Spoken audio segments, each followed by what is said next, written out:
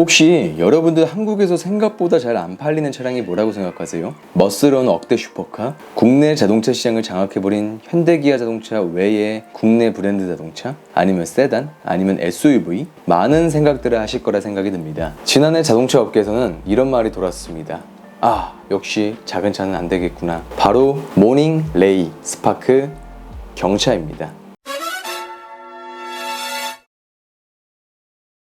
2012년도엔 자동차 시장의 17%를 차지했던 경차 시장이 처음으로 10% 밑으로 떨어졌습니다. 18년도는 9.7%, 19년도는 8.8%, 20년도에는 7%로 계속해서 하락 중입니다. 점차 소비자가 차체가 크고 비싼 차량을 선호한 거에 있어서 경차의 인기가 떨어진 거겠죠. 사실 이 정도 점유율이면 굉장히 많이 팔리는 게 아니야 라고 이야기를 할 수 있겠지만, 한국이랑 비슷한 환경인 일본이나 서유럽 도시 같은 경우는 경차 같은 경우가 구매의 1순위라고 보실 수 있다고 합니다. 그러니까 이런 한국이랑 비슷한 도시 환경을 갖고 있는 나라들은 무조건 경차를 구매한다고 보실 수 있으실 것 같아요.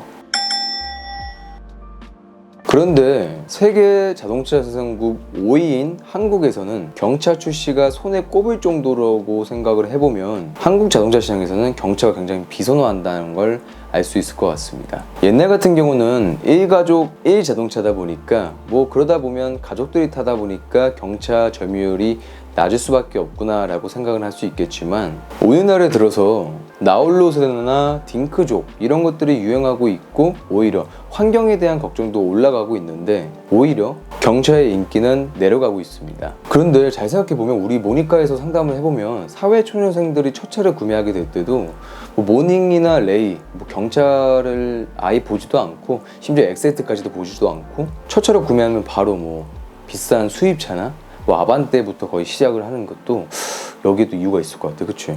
저 같은 경우도 경차를 탑니다. 12년식 레이 차량인데 또 25만 킬로예요. 주기적인 또 관리를 하다 보니까 얘가 뻗지도 않고 잘 나가고 있어요. 근데 제가 이제 레이 경차의 오너로서 이러한 현상에 대해서 곰곰이 생각을 해보면, 우리나라에서는 경차에 대한 인식이 안 좋아서가 아닐까라고 조심스럽게 생각을 해봅니다. 바로 자동차로 사람을 평가하는 아주 안 좋은 인식이 뿌리 깊게 박혀 있다 보니까 그런 게 아닐까라고 생각을 하는데요. 그래서 굉장히 흥미로운 자료를 찾아왔습니다. 굉장히 유명한 영상인데요. 바로 사람들은 슈퍼카와 경차를 비교해서 어떻게 볼까라는 영상입니다. 이 영상을 보신 분들이 굉장히 많을 건데요. 슈퍼카 역할은 페라리의 옛날 플래그십인 599라고 합니다. 촬영 당시 출고가는 무려 5억인데요. 그와 대결하는 경차는 국산 대표 경차 모닝입니다. 모닝 50대가 페라리 한 대 값이라는 말이 나와요. 이 두 차량으로 공도에서 실험을 해서 뒷차의 반응을 살펴보는 영상입니다. 영상을 보게 되면 방향지시 등을 켜고 차선을 변경하는 과정에서 슈퍼카는 잘 비켜주는 반면에 경차는 잘 비켜주지 않는 실험 과정인데, 이런 부분은 개인적인 운전 성향에 따라 다를 수 있을 거라 생각이 들지만, 신호 대기할 때 출발을 하지 않은 슈퍼카와 경차를 비교해보면 아무래도 차이가 확연히 보이는 것이 느껴집니다. 이어서 실험 당시에 슈퍼카와 모닝의 운전자 당시 인터뷰를 한번 보도록 해볼게요. 차를 운전을 했을 때 방향지시등을 켜고 진로 변경을 할 때는 양보가 아닌 일단 자기가 먼저 우선이라는 식으로 그 사고가 안 나기 위해서, 그러니까 이 영상에 대해서 요약을 간략하게 해보면, 신호가 변경이 됐는데 출발이 안 하게 된다면 페라리에 비해 모닝 같은 경우는 뒷차의 경적이 3배나 빨리 울린다는 점이나, 저속 주행 시에 페라리는 주위의 차들을 알아서 잘 피해가는 반면에 모닝 같은 경우는 뒤에서 클락션을 빵빵 울린다거나 간접적으로 난폭 운전 혹은 보복 운전을 하는 영상입니다. 이 부분 같은 경우는 같은 경차 오너로서 정말 분노를 감출 수가 없는데요. 하지만 경차를 무시하게 되면 정말 큰 코 다칩니다. 특히나 주차장에서 말이죠.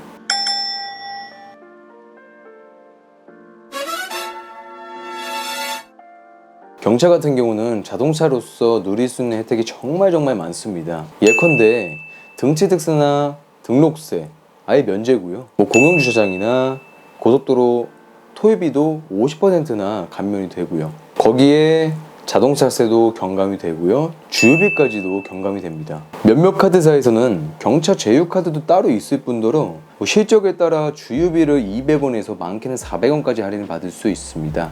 또 최근에는 현대자동차가 19년 만에 선보이는 캐스퍼 차량도 출시 예정이라서 많은 관심을 받고 있습니다. 현대자동차에서 굉장히 오랜만에 출시하게 되는 경차인 캐스퍼의 실적에 따라서 우리나라 대한민국에서 경차 인기도가 정해질 거라 생각이 듭니다. 개인적으로 경차의 오너로서 경차의 수많은 혜택을 실질적으로 받고 있는 저로서는 경차 차량 굉장히 추천드릴 수 있을 것 같은데요.